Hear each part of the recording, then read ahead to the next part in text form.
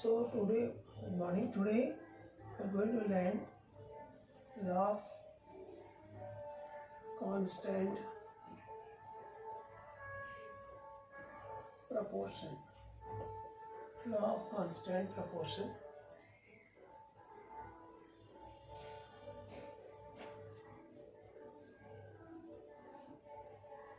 This law of constant proportion was proposed by Joseph L. Proust.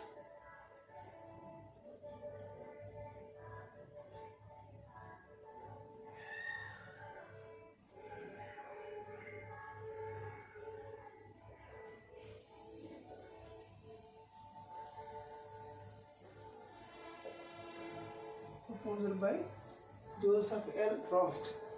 So here in this, under this law of constant proportion, we saw that mass doesn't changes during a chemical reaction. Already we studied the law of conservation of mass. Since the mass is not changing, means the atoms of the substances do not change their number. Atoms of the substances do not change their number. Molecules are not reacting directly. First, the molecules are breaking into atoms by absorbing energy. So these atoms are not further breaking, they remain in state, but these atoms are realigned into new compounds, new groups. So these new groups are called compounds. So they are called products. So Proust took two samples, copper carbonate, a compound of carbon oxygen, copper, carbon and oxygen. You take a sample from the nature and another sample from the lab. So to support this law of constant proportion, Proust took one sample, that is copper carbonate. Copper carbonate, CO3 taken twice. So here the copper valence is 2, carbonate valence is also 2. So therefore we can write this 2 is not necessary to write, direct to write CuCO3, copper carbonate. So this copper carbonate contains copper, carbon and oxygen. These are the three elements are present in the compound. So this compound is obtained from the nature. Collect from nature. And second one, prepared in lab. Prepared in lab. So the two samples taken and compare the masses. So you see this mass is a weight percentage. Weight percentage. Natural sample and synthetic. Synthetic means lab or synthetic.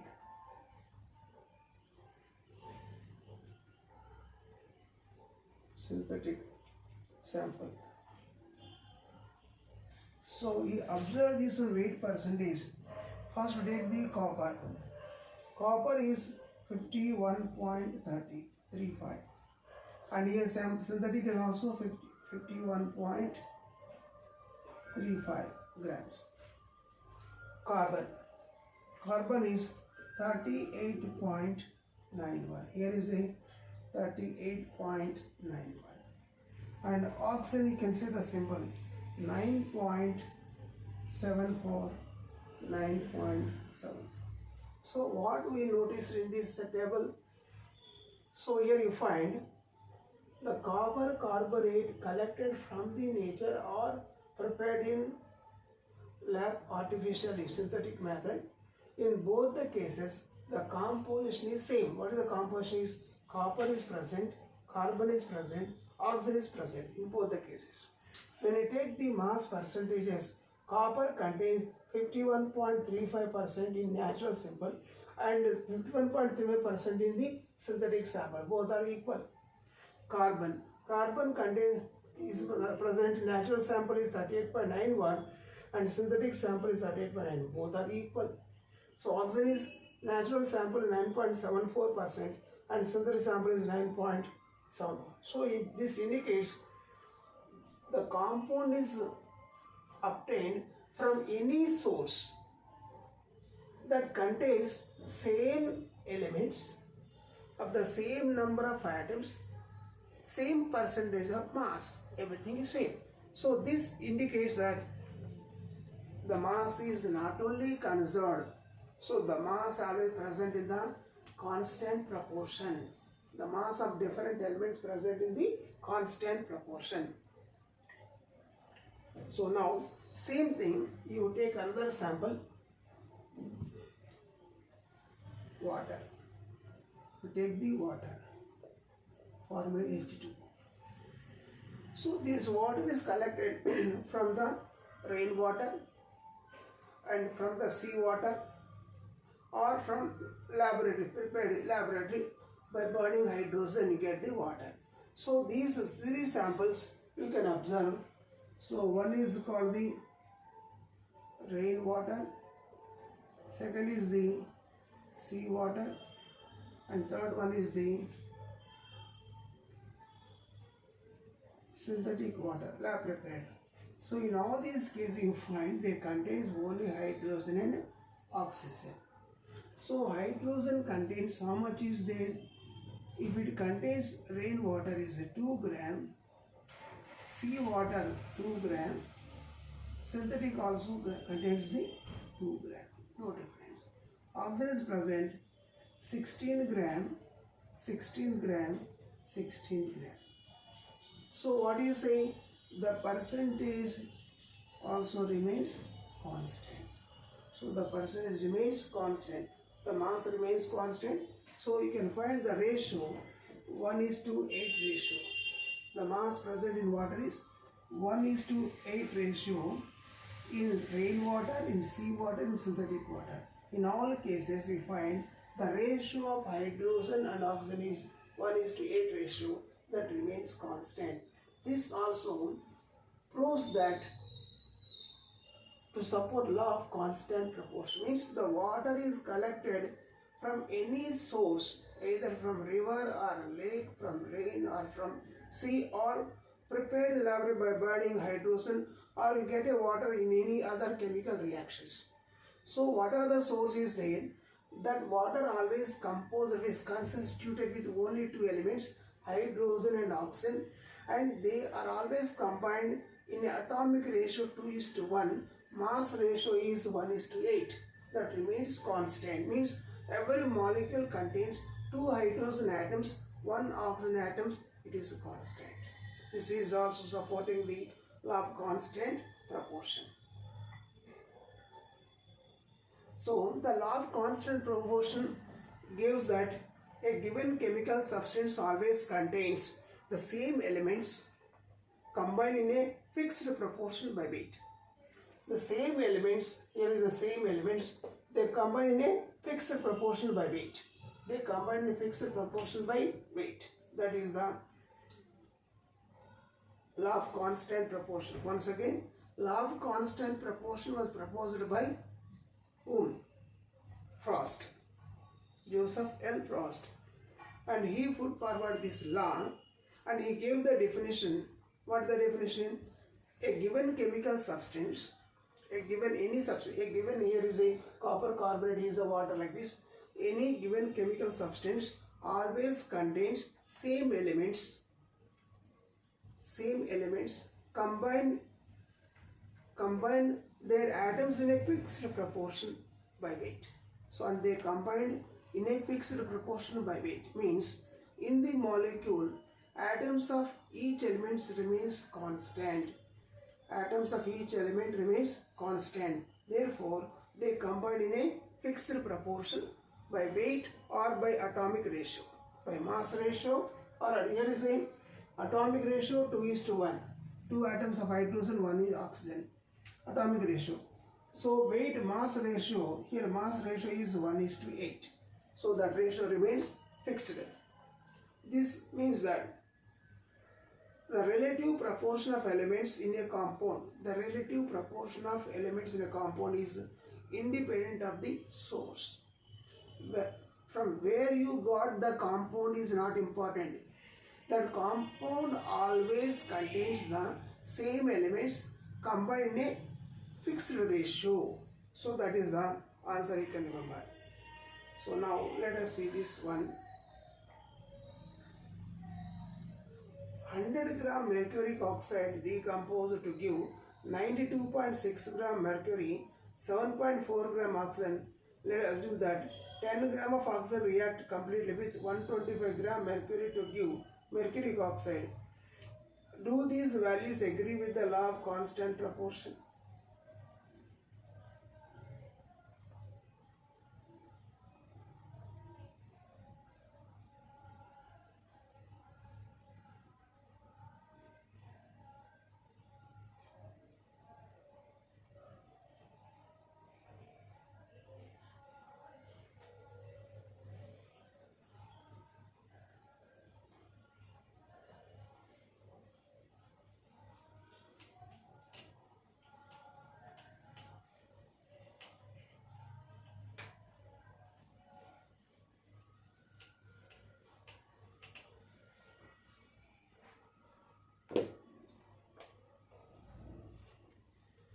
(92.6 gram mercury combined with 7.4 gram oxygen.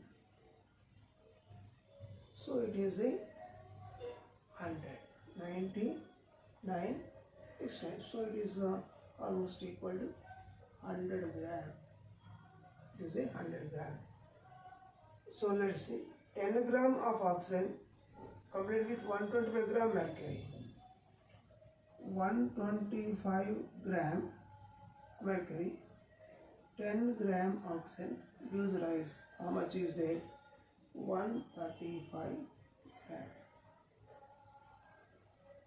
Do these values agree with the law of constant proportion?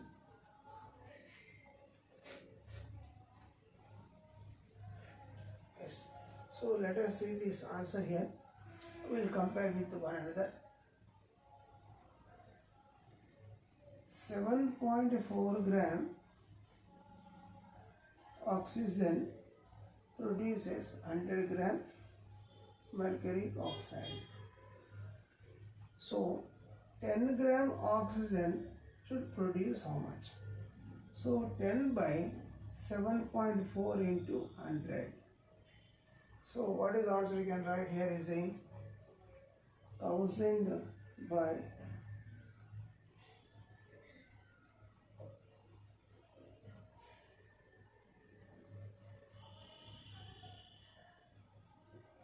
74. So 74 ones are 74. You divide with 10,000. 74 ones are 74. 6 2 260 and 74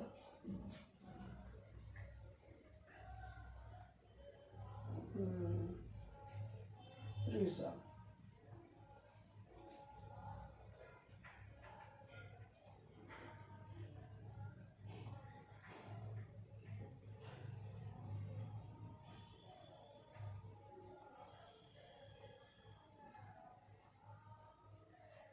380.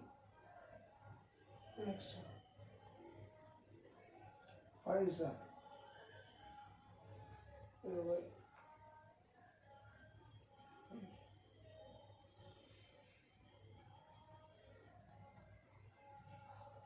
37.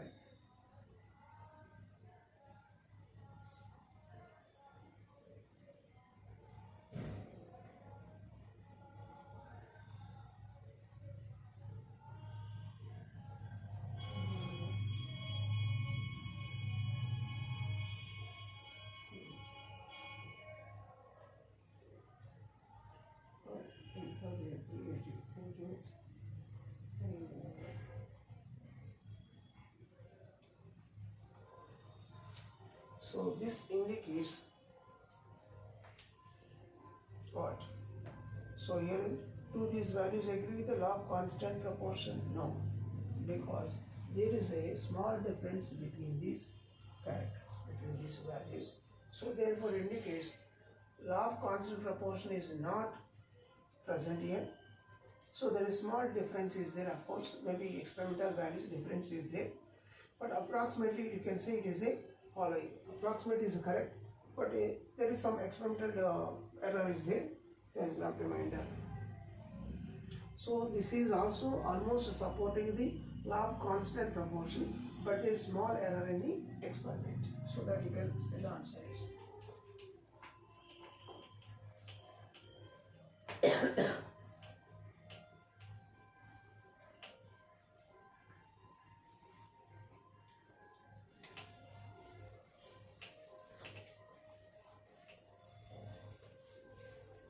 Yes. Next one is the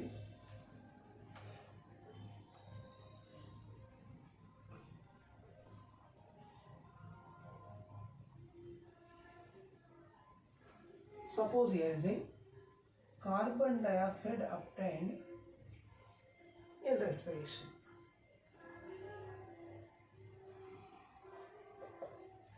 And carbon dioxide obtained by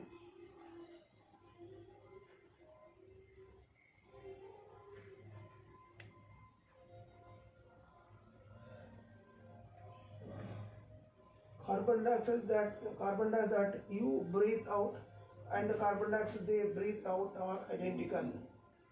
Yes, so different people are breathing out the carbon dioxide are the same or different. So here we find regarding composition it is same. The mass ratio is atomic ratio 1:2.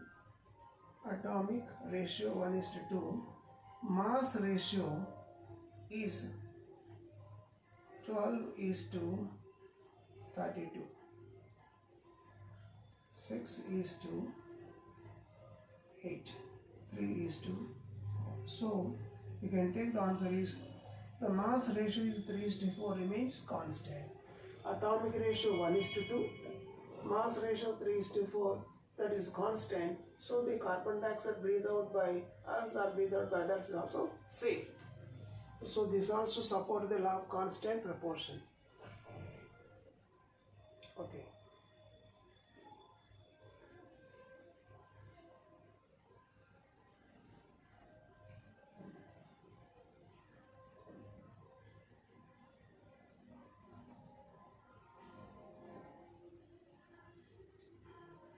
Many scientists tried to give appropriate explanation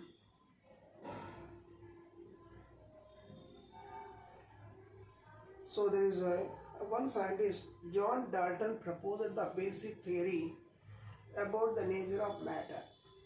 So after studying this law of conservation of mass and law of constant proportion, so John Dalton, he proposed one theory, that is a atomic theory. So actually want to say the structure of atom, but instead of that he reached to the point is the atomic, so that is the structure of matter. He proposed the structure of matter. So what he said, let us see the concept of John Dalton. Concept of John Dalton.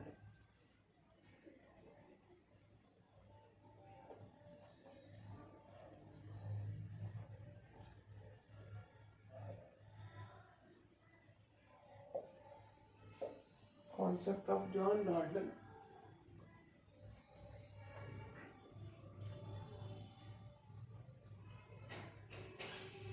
So in view of the mass was to be conserved, then all elements must be made up of extremely small particles called atoms. So since mass is conserved, means mass are not breaking. When the atoms are not breaking, when the mass is not breaking from the atom, means atoms are not breaking. So the mass remains constant. So law of constant proportion is followed that particles of same substance could not be dissimilar. Particles of same substance could not be dissimilar, means they are similar. So particles of same substance are similar. That is, could not be dissimilar means they are similar. Based on the above laws, Dalton proposed a new system, chemical philosophy, that is atomic theory. So, here concept John Dalton is atomic theory.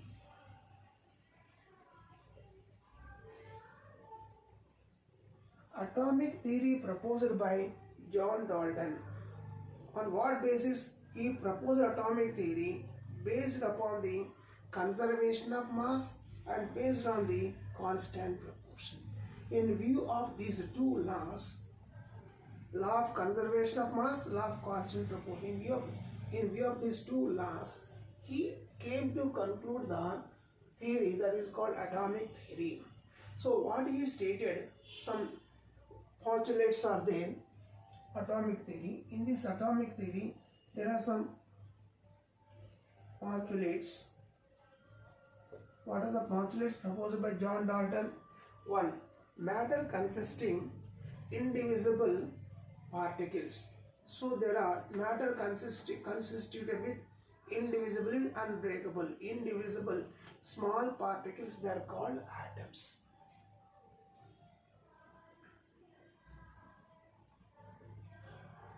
Indivisible small particles. Small part called atoms. That is the first point. Point number 2. Atoms neither be created nor be destroyed. We cannot create the atom and we cannot destroy the atom in a chemical reaction. So atoms neither be created nor be destroyed in the chemical reaction. Suppose a carbon dioxide, when carbon combines with oxygen, convert into carbon dioxide. So in this case, carbon atom is not destroyed, oxygen atom is also not destroyed, just only they are realigned. So that means here in a chemical reaction, atoms are not destroyed, neither created nor destroyed. Atoms neither created nor destroyed. So atoms are created nor destroyed in a chemical reaction. Therefore, atoms, their number remains, the mass remains constant and their number also remains constant. Next one, all the atoms of the given element have identical mass. Suppose here is oxygen atoms are there. All these oxygen atoms are present. Here 2 atoms are present. The 2 atoms are having same mass.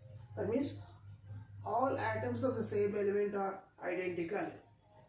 So all atoms of a given element have identical what? In identical size, identical mass and chemical properties. Atoms of different elements have different masses and different chemical properties. Okay, atoms of the same element are similar in all respect, means similar in the mass, similar in size, similar in proper chemical properties and physical properties. So atoms of different elements, say for example carbon atom, oxygen atom, both are same? No, they are different. They have different masses and they have different properties. That is the third point.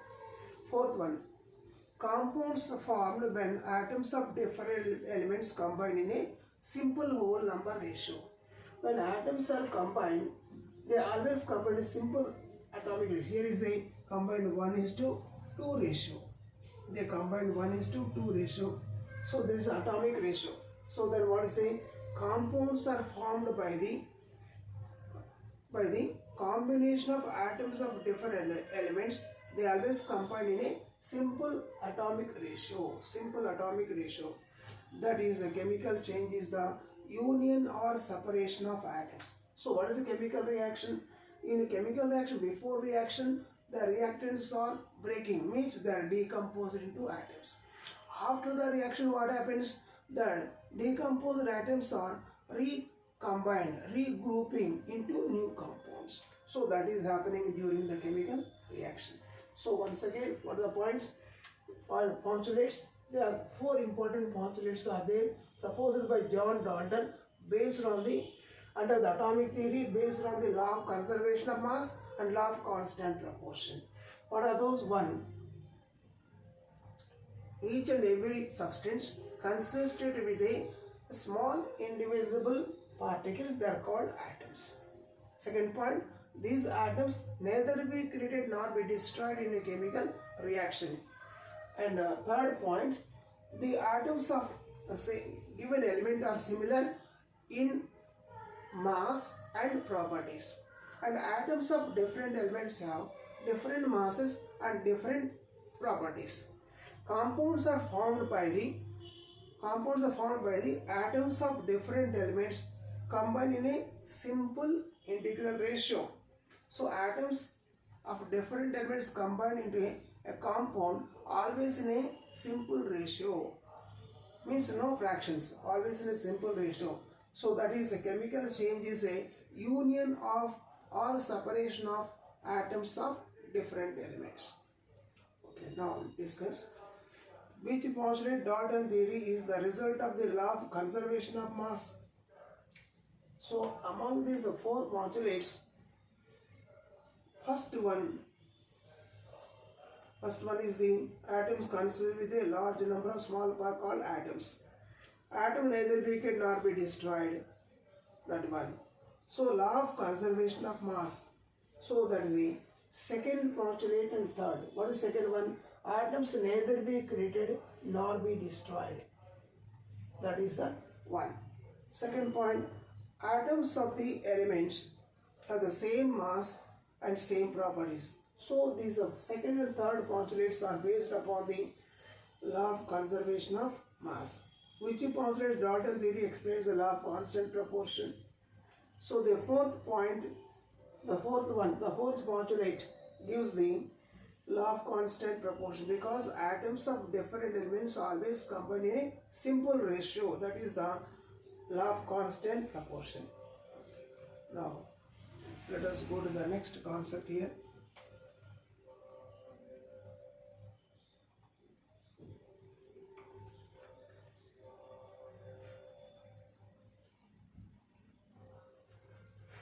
About 2600 years ago, an Indian sage called Rishi, we are calling a Rishi, called name is Kanada. We are calling him as a Kanada. Also postulated atoms in his Vaisheshika Sutra. So there is one booklet is there, Vaisheshika Sutra. Under this, he proposed these atoms. Who? Kanada. Kanada is a common name, but actual name is Kashyapa. Actual name is Kashyapa. He was renamed after his Kada Siddhanta. He proposed the Kada Siddhanta. After proposal of the Kada Siddhanta, his name was popular as a Kanada. So he proposed that all forms of the matter, means is a gaseous state, liquid or water, solid state, composed of very small particles. So whatever the state of matter is there, every matter is consisted with a small particles that are called anu. The small particles are called anu, and each anu is made up of still small particles that are called paramanu. So now we are calling anu means molecule, paramanu means atoms. Now we are calling every substance consisted with the molecules. Each molecule is consisted with atoms. So that is the latest one. At that time, so where is it? 2600 years back only, he proposed the point anu and paramanu. The word atom is derived from a Greek word. So now we are using the word atom. Actually, the origin is from the Greek language. So the atom is atmos. Atmos means indivisible. Atoms are indivisible. John Dalton stated atoms are indivisible. So since atoms are indivisible, that meaning was derived the Greek word atmos. Atmos means indivisible. So we will continue the next class. So in the next class we will do these atoms, molecules.